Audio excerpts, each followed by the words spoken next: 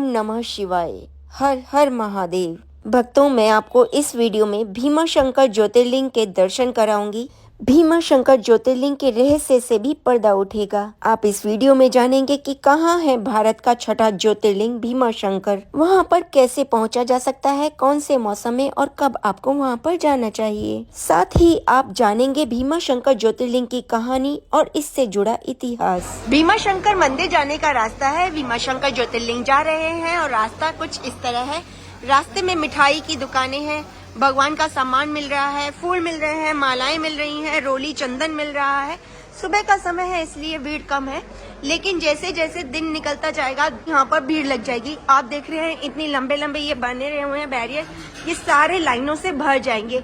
1 kilometre दूर तक लाइनें जाती हैं, लेकिन अभी क्योंकि मैं सुबह सुबह आ गई हूँ इसलिए यहाँ पर भीड़ नहीं है। भक्त आ रहे हैं लेकिन कह रहे हैं ऊपर मंदिर में भीड़ नहीं है। यहाँ पर कलाकंद मिल रहा है, बर्फी बन रही है, सुबह सुबह ताजी मिठाइयाँ बन रही हैं, फूल मिल रहे हैं, भक्त आ रहे हैं। ये देखिए यहाँ मिठाई बन रही है और यहाँ पर फूल मिल रहे हैं, भक्त फूल खरीद रहे हैं। भीमाशंकर ज्योतिर्लिंग भगवान शिव के उन सुप्रसिद्ध द्वादश ज्योतिर्लिंगों में शामिल है जिनमें पूरे ब्रह्मांड की शक्ति का वास माना जाता है। सब दुखों को हरने वाला यह ज्योतिर्लिंग महाराष्ट्र के पुणे से लगभग 110 किलोमीटर दूर भीमा नदी के तट पर सह्याद्री नामक पर्वत पर स्थित है। पुणे रेलवे स्टेशन से सरकारी बस या टैक्सी से आसानी से यहाँ पर 3 घंटे में पहुँचा जा सकता है। यह मंदिर 3250 फीट की ऊंचाई पर है। शिवलिंग का आकार मोटा होने के कारण भीमाशंकर ज्योतिर्लिंग को मोटेश्वर महादेव के नाम से भी जाना जाता है। भीमाशंकर मंदिर के पास ही कमलजा मंदिर है, जो मां पार्वती जी का ही अवतार है।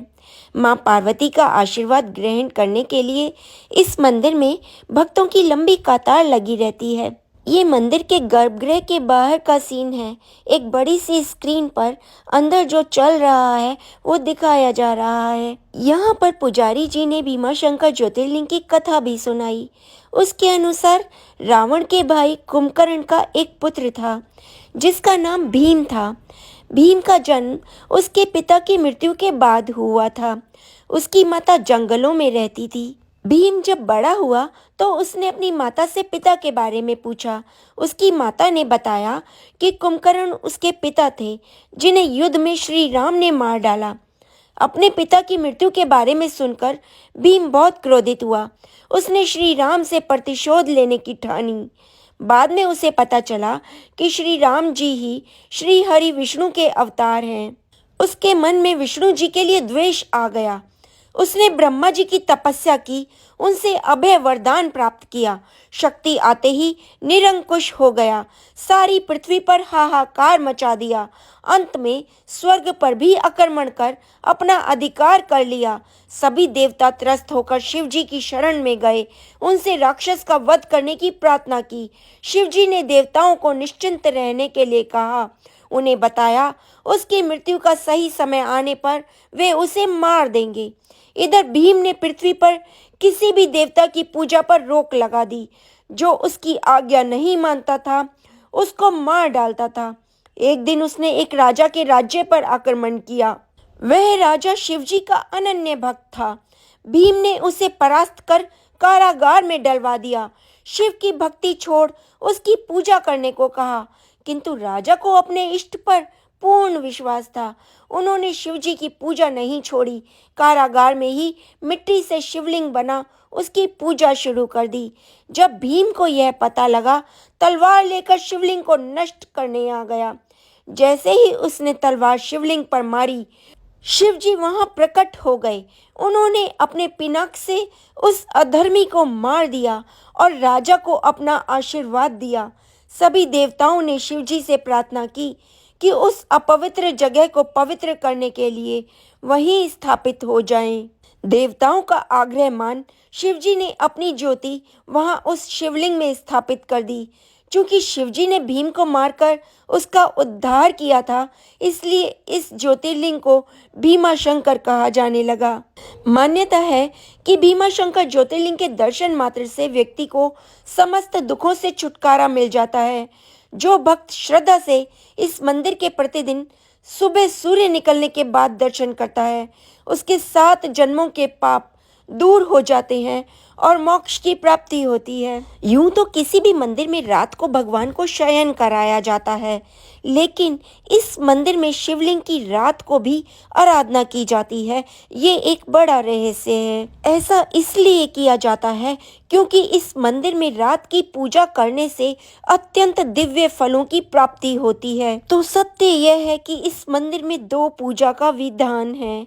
एक पूजा वो जो सुबह और दिन के समय होती है और एक पूजा वो जो भक्तों द्वारा रात में की जाती है। मान्यता है कि रात में भी भक्त यहाँ भगवान शिव के शिवलिंग रूप की श्रद्धा से पूजा करते हैं।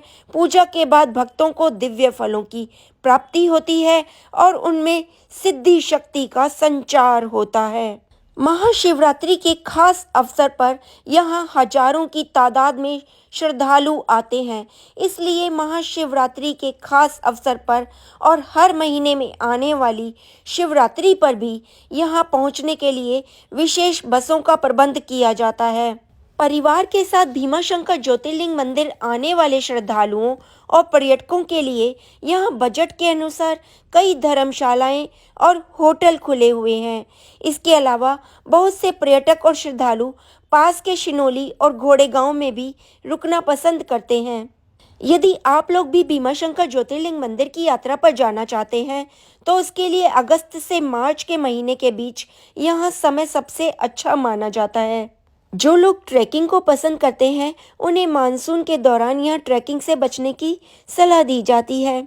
इस प्रसिद्ध भीमाशंकर ज्योतिर्लिंग मंदिर की एक और विशेषता है, इसके प्रांगण में एक बहुत ही बड़ा विशालकाय ऐतिहासिक घंटा लगा है जो मंदिर के गर्भगृह के ठीक सामने एक छोटे से शनि मंदिर पर लगा हुआ है। इस घंटे पर 1729 अंकित है और इसको हिंदुत्व के पराक्रम का प्रतीक माना जाता है।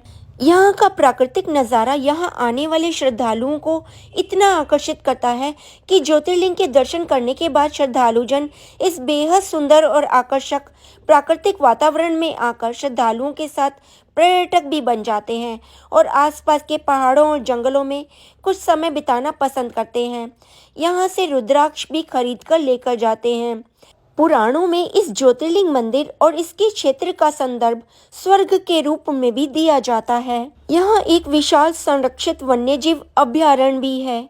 भगवान शिव के साक्षात दर्शन करने, प्रकृति के सौंदर्य को नज़दीक से निहारने और जंगल सफारी के लिए दुनिया भर से श्रद्धालु और पर्यटक यहाँ आते हैं। ओम नमः शिवाय। शिव जी के 12 ज्योतिर्लिंगों की तीर्थ यात्रा पर आई हूँ। एक एक करके आपको सबके दर्शन करा रही हूँ और सभी कुछ बता भी रही हूँ। आप सब कुछ देख पाएँ और कुछ भी आपसे मिस ना हो, इसके लिए तुरंत सब्सक्राइब कीजिए मेरा चैनल वर्षा जैन ब्लॉग, ताकि आने वाली वीडियोस की नोटिफिकेशंस आपको समय पर मिलते रहें और आप एक भी वीडियो मिस ना करें। हर हर महादेव। हे महादेव, जो भी भक्त श्रद्धा से इस वीडियो को देख रहा हो, आप उनकी सभी मनोकामनाएं पूरी करना, ऐसी ही प्रार्थना है। ओम नमः शिवाय। ओम नमः शिवाय।